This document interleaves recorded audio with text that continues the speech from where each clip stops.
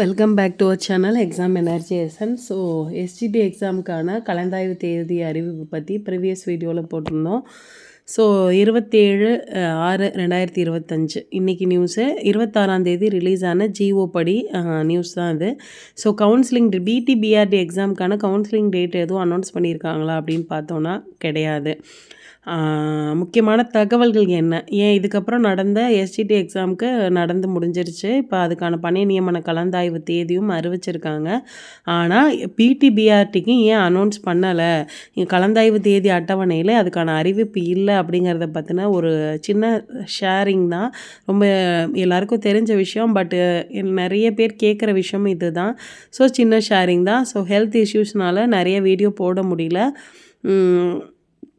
So இனிமேல் கொஞ்சம் update பண்ணறதுக்கு முயற்சி பண்ணுறேன். ஸோ எக்ஸாம் எனர்ஜி எசன்ஸை இது வரைக்கும் நீங்கள் சப்ஸ்கிரைப் பண்ணிக்கல அப்படின்னா, இதுதான் நீங்கள் நம்மளோட சேனலை பார்க்குற ஃபஸ்ட்டு வீடியோ அப்படின்னா கண்டிப்பாக நம்மளோட சேனலை சப்ஸ்கிரைப் பண்ணி நோட்டிஃபிகேஷன் பெல் ஐக்கானை கிளிக் பண்ணிக்கோங்க. டிஆர்பி எக்ஸாமுக்கு நீங்கள் எக்ஸாம் எழுதியிருந்தாலும் சரி, படிச்சுட்டு இருந்தாலும் சரி, ப்ரிப்பேர் பண்ணிகிட்டு இருந்தாலும் சரி, ப்ரிப்பேர் பண்ணுற ஐடியாவில் இருந்தாலும் சரி, கண்டிப்பாக கிருத்திகா எனர்ஜி எசன்ஸ்லேருந்து வந்த இந்த எக்ஸாம் எனர்ஜி எசன்ஸ் உங்களுக்கு கண்டிப்பாக ஹெல்ப்ஃபுல்லாக இருக்கும். ஸோ இன்றைக்கி தகவல் என்ன அப்படின்னு பார்த்தீங்கன்னா, தொடக்க கல்வித்துறை மற்றும் பள்ளி கல்வித்துறைக்கான கலந்தாய்வு தேதி, அதாவது பணி மாறுதல் கலந்தாய்வு, பணியில் இருக்கும் ஆசிரியர்களுக்கான பணி மாறுதல் கலந்தாய்வு அட்டவணை வந்து வெளியிடப்பட்டிருக்கு. அந்த அட்டவணையில் உங்களுக்கு இடைநிலை ஆசிரியர்களுக்கான பணிக்கான நேரடி நியமன கலந்தாய்வுக்கான தேதிகள் 14 18 வரைக்கும் புதுதாக தேர்வு செய்யப்பட்ட நேரடி நியமன தேதி வந்து அனௌன்ஸ் பண்ணியிருக்காங்க. ஆனால் அதுக்கு முன்னாடியே நடைபெற்ற நம்மளோட இந்த பிடிபிஆர்டி எக்ஸாமுக்கான எந்த தேதியும் அனௌன்ஸ் பண்ணலை அப்படிங்கிறது முக்கியமான ஒரு விஷயம். ஸோ என்ன இதுக்கான ரீசன் அப்படின்னு பார்த்தீங்க அப்படின்னா, முக்கியமாக சொல்ல வேண்டிய விஷயம் அப்படின்றது எல்லாருக்கும் தெரிஞ்சான். 2% அமைச்சு பணியாளர்களுக்கான கேஸ் வந்து அதுக்கான வந்து தீர்ப்பு வந்துட்டாங்க, கொடுத்துட்டாங்க. 2% அமைச்சு பணியாளர்களுக்கான இதை வந்து நீங்கள் போட்டுட்டு அதுக்கப்புறம் வந்து இதை போடுங்கன்னு சொல்லிட்டு, பட் அதுக்கான சீராய்வு மனு வந்து கவர்மெண்ட்டில் சொல்லியிருக்காங்க. வெறும் டெட்டு தகுதி தேர்வு மட்டும் எழுதி பாஸ் பண்ணால் பத்தாது, நியமன தேர்வும் அவங்க எழுதியிருக்கணும். அந்த எழுதி மார்க்கில் வந்து அவங்களுக்கான நம்ம இடஒதுக்கீடை சீனியாரிட்டியை வந்து நம்ம கொடுக்கலாம் அப்படிங்கிறத சொல்லியிருக்காங்க.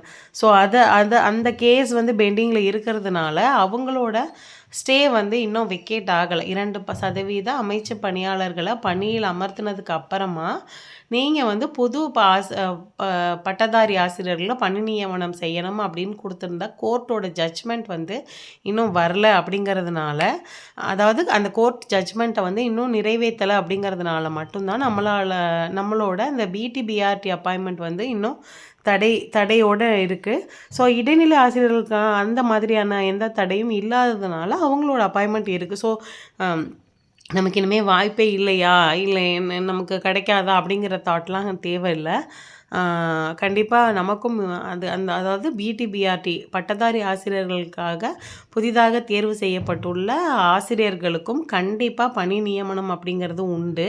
அந்த பணி நியமனம் அப்படிங்கிறது இந்த 2% அமைச்சு பணியாளர்கள் பட்டதாரி ஆசிரியர்களாக பணி நியமனம் செய்யப்படுறதுக்கான கவர்மெண்ட்டோட கொள்கை முடிவு சார்ந்து தான் இருக்குது. அவங்க என்ன சொல்லிட்டாங்க இப்போ அப்படின்னா, பணி நியமன தேர்வும் எழுதியிருக்கணும், எழுதுனதுக்கு அப்புறம் தான் நாங்கள் வந்து வேலை போட முடியும் அப்படிங்கிறத அவங்க மேல்முறையீடு, அதாவது அப்பீல் பண்ணியிருக்காங்க. ஸோ அதனால் நம்ம பட்டதாரி ஆசிரியர்கள் பிடிபிஆர்டி அப்பாயின்மெண்ட்டுக்கான இது வந்து வெயிட் பண்ணிகிட்ருக்க மாதிரியான ஒரு சிச்சுவேஷன் இருக்குது. இதற்கப்புறம் நடந்த எஸ்ஜிடி எக்ஸாம் வந்து அவங்களுக்கான பணி நியமன கலந்தாய்வு வந்து 14 18 வரைக்கும் நடக்குன்னு ஆரம்பிச்சிட்டாங்க. ஆனால் நம்மளோட கலந்தாய்வு தேதி அறிவிக்கலை அப்படிங்கிறது நிறைய பேருக்கு ஒரு பெரிய கன்ஃபியூஷனாக இருக்குது. அதுக்கான காரணம் வந்து ரொம்ப சிம்பிள். 2% அமைச்சு பணியாளர்களுக்கான இடஒதுக்கீடுக்கான கவர்மெண்ட்டோட அப்பீல் காரணம். அதில் முடிவு வந்ததுக்கு அப்புறமா தான் அவங்க வந்து அதை ஏற்றுக்கிட்டு அந்த ஸ்டே வெக்கேட் பண்ணால் மட்டும்தான் நம்மளோட அப்பாயின்மெண்ட் இருக்கும் அப்படிங்கிறத புரிஞ்சுக்கோங்க.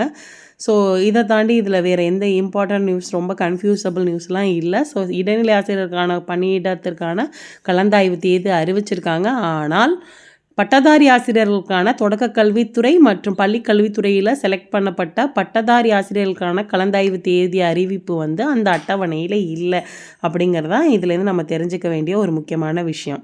ஸோ சீக்கிரமே இதற்கான ஒரு முடிவு எட்டப்படும் நம்புவோம். எல்லாரும் ரொம்ப பேஷண்ட்டாக வெயிட் பண்ணிட்டு தான் இருக்கோம். பேஷன்ஸாக வெயிட் பண்ணிகிட்ருக்கோம். ரொம்ப அமைதியான முறையில் நிறைய முயற்சிகளும் எடுத்துகிட்ருக்கீங்க. கண்டிப்பாக கடவுள் துணை நிற்பார். நம்மளோட முயற்சி துணை நிற்கும் அப்படிங்கிற வாழ்த்துக்களோட சீக்கிரமே உங்களுக்கும் இதை மாதிரியான பணி நியமன கலந்தாய்வுக்கான அட்டவணை வெளியிடணும் அப்படிங்கிற ஒரு வேண்டுதலோட இந்த வீடியோவை வந்து நான் முடிச்சுக்கிறேன். இது வரைக்கும் நீங்கள் எக்ஸாம் எனர்ஜி எசன்ஸை சப்ஸ்கிரைப் பண்ணிக்காமல் இருந்தீங்கன்னா சப்ஸ்கிரைப் பண்ணிக்கோங்க. நோட்டிஃபிகேஷன் பெல் ஐக்கானை கிளிக் பண்ணிக்கோங்க.